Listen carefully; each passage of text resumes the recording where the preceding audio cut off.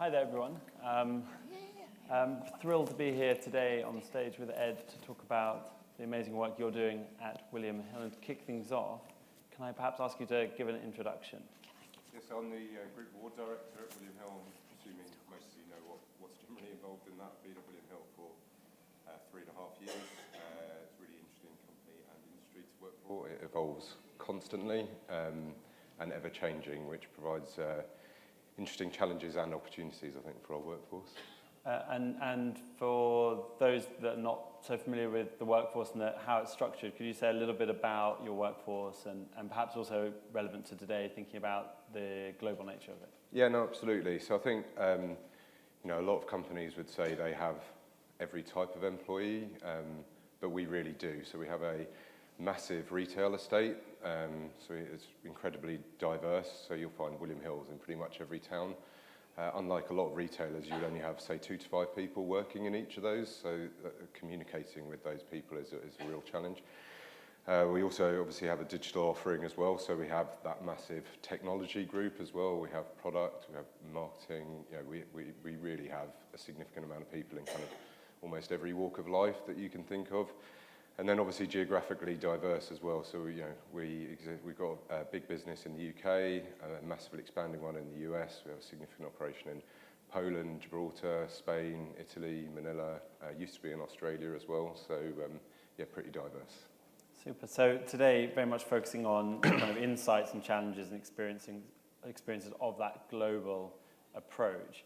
You said something that really resonated with me earlier about the kind of metaphor of building houses and how you think about building wellbeing strategies as a kind of somewhat similar. Could you perhaps share that? Yeah, no, and I'm sure a lot of other people in the room would have this challenge. So, when you're in a group or a global role, how do you try and ensure something's consistent and kind of feels the same across the globe, but also feels locally relevant?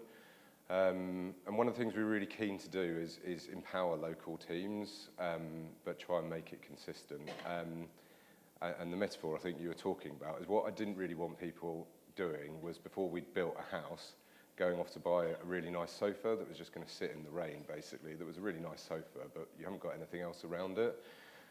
So I see our sort of role in the group team in terms of setting the strategy, setting the pillars, setting the way in which we talk about well-being and all of that sort of elements, and providing some things globally, with Unmind being a really good example of that. And through that, we now have a really solid foundation, and that's now allowed all of our sort of local HR teams, local businesses, to really sort of get well-being and get how William Hill really goes about well-being. And now, you're seeing real dynamism and energy in all of our locations around really wanting to sort of own it themselves. And they feel like they do, but you go into an office that has the same pillars, everything looks the same, it kind of works. And picking up the kind of pillars idea, you talk about the 4 pillars in your well-being of physical, mental, social and financial. Yeah.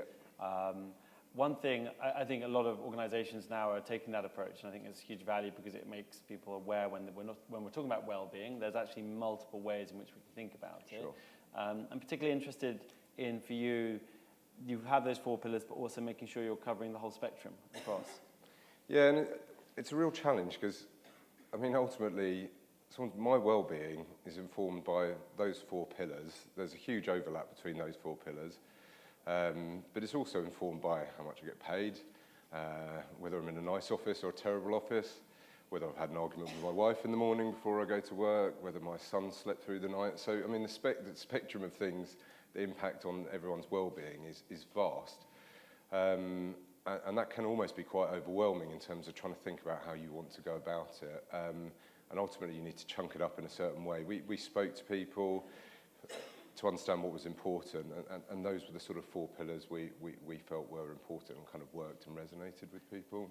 So I didn't introduce myself at the beginning, but I'm a clinical psychologist by background. I've worked in healthcare for a long time, and one of the kind of most commonly used phrases in relation to health in healthcare is biopsychosocial, the model, which really relates to your pillars. And I guess from a psychological perspective, we put financial as part of social. But I think in the workplace it's often differentiated. And I think you're absolutely right that everyone's mental health, or everyone's health, sorry, is impacted by those different domains. But the reality is, one person's expectations around what is a good social life or a good financial life or home life, that varies massively within one country, especially when a country is very diverse. When you look at that from a global perspective, the variation in expectations around that is enormous. So how do you cater for that? How do you consider that when you're thinking about kind of building the foundations and the walls of your wellbeing strategy?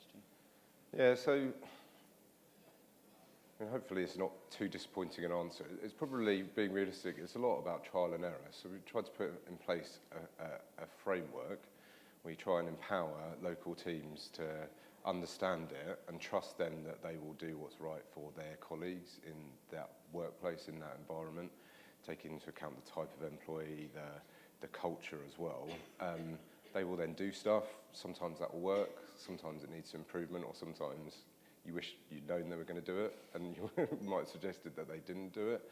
So we just kind of, I guess, hopefully this kind of answers your question. We just constantly look to iterate what we're doing, so there will never ever be a point, or at least I hope not, I might not be there, but there will never ever be a point where we go, oh great, we're now done with wellbeing, we've got exactly what we need to, this will last for the next 5 years.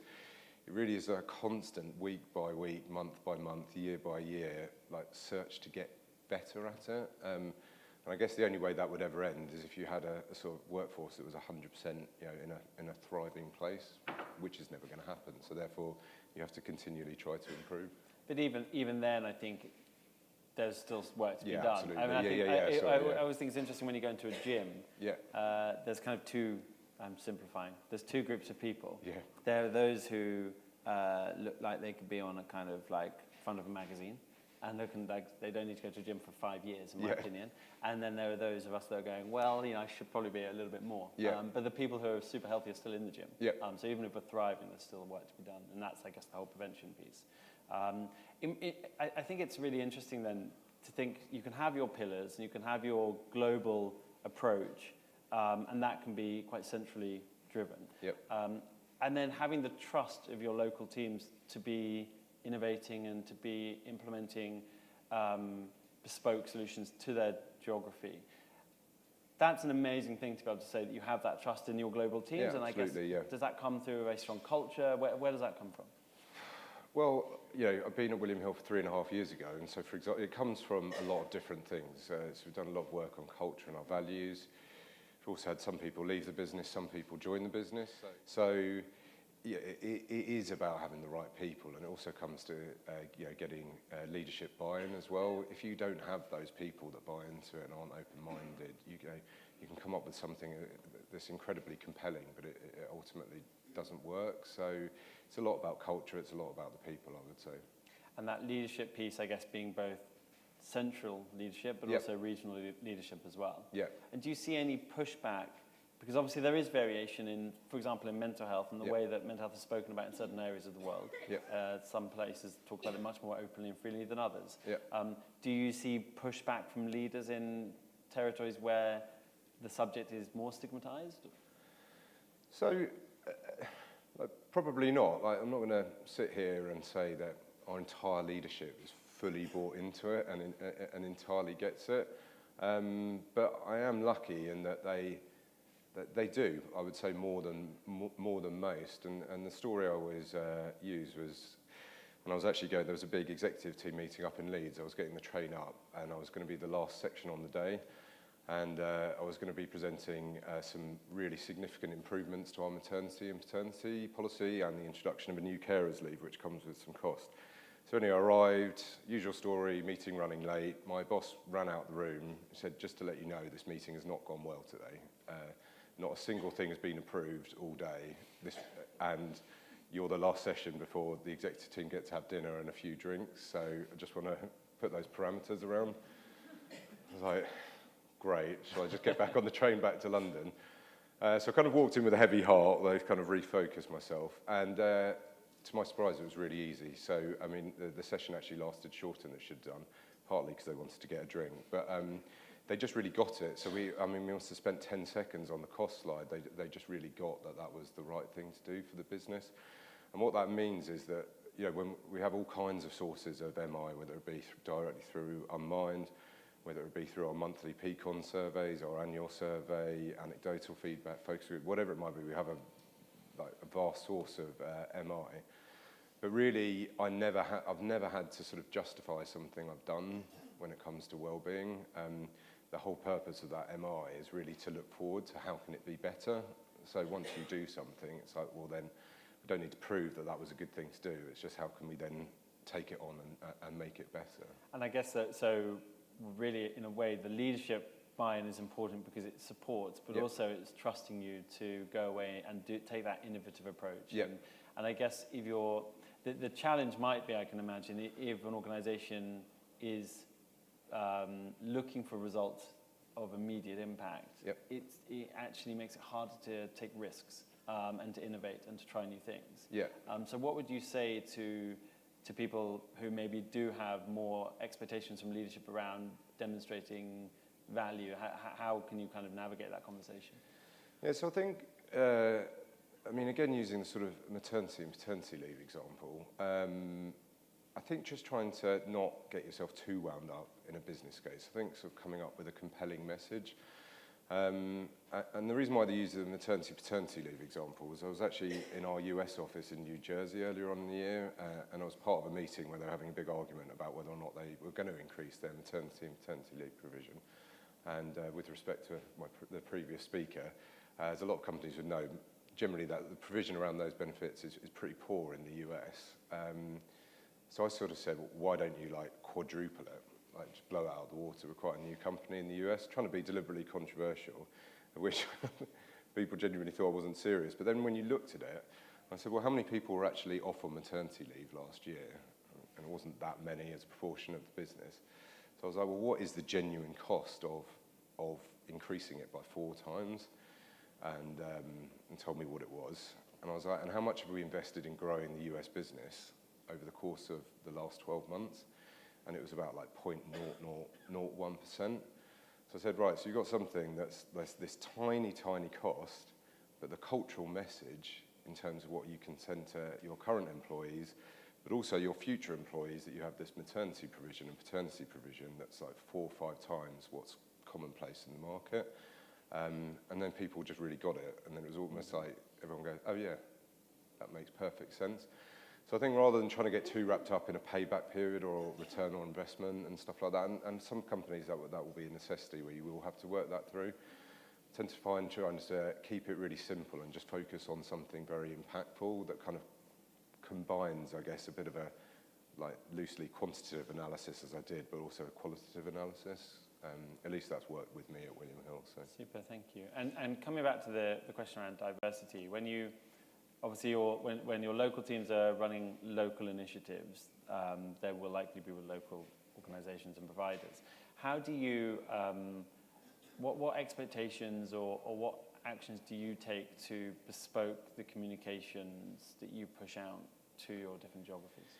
Yeah, so we have a really strong internal comms team. We're also lucky that because we work in such a competitive industry, we have a very strong and well-resourced marketing function as well, that have been very supportive in terms of giving us sort of spare resource. So I guess we started off by having a framework of communications. We do get the local teams to ultimately write stuff, and then we might get someone just to polish it. But I think there have been a couple of times where we've deliberately allowed stuff to go out that might not have been how I would have done it. But it's okay for it not to be perfect, actually. And actually the sort of benefit of people feeling empowered to do something is actually better than probably the benefit of me trying to make it absolutely perfect and kind of redlining through everything. So it's kind of just a real collaborative approach. We're lucky we are a big business. We have a lot of expertise internally within the business, so there's a lot of quite clever stuff that we can do without having to necessarily pay for it.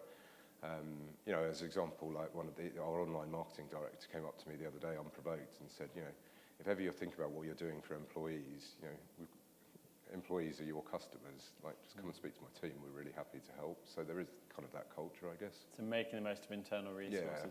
I mean, I think it's really exciting to hear that innovative culture exists and the opportunity to take decisions with a degree of risk and not seek necessarily perfection. Yeah. Because it is hard anyway to find. We all know perfection is hard to find in anything. Yeah.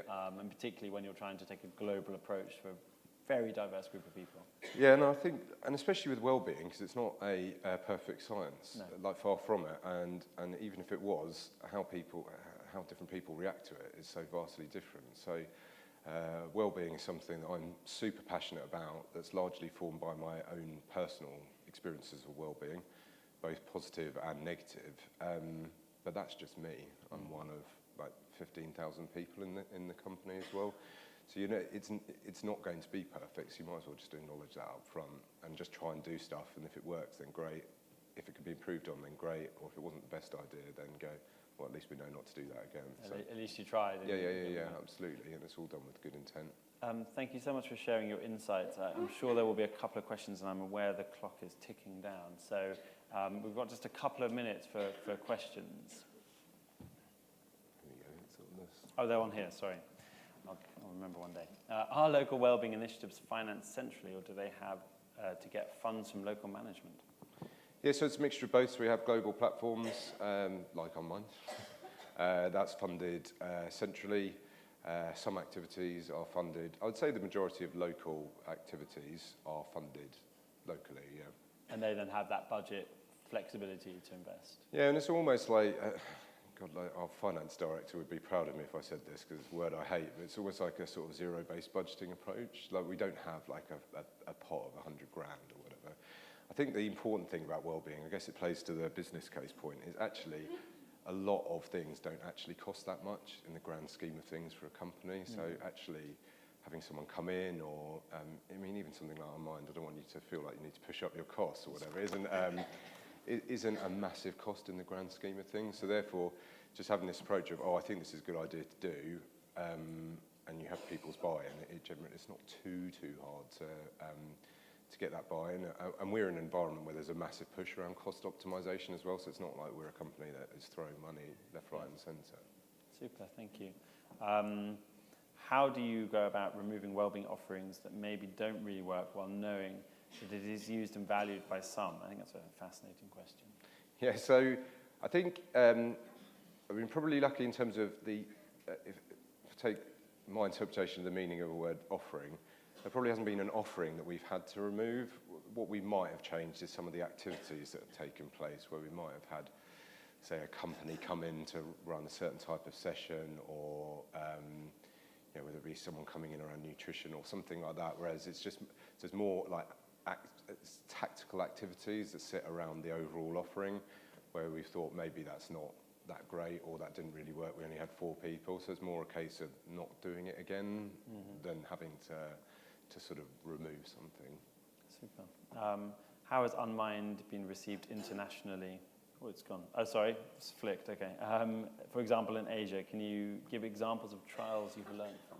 Well, funny enough, we were talking about this beforehand, weren't you? So obviously we look at our take-up across all our business areas and all our countries. We have a customer service team in Manila in the Philippines, so it's particularly relevant to the question, and which actually has one of the highest take-ups. I guess the beauty of Unmind is there are cultural differences in the way, and you're a better person to talk about this than me, in terms of people's cognitive behaviour.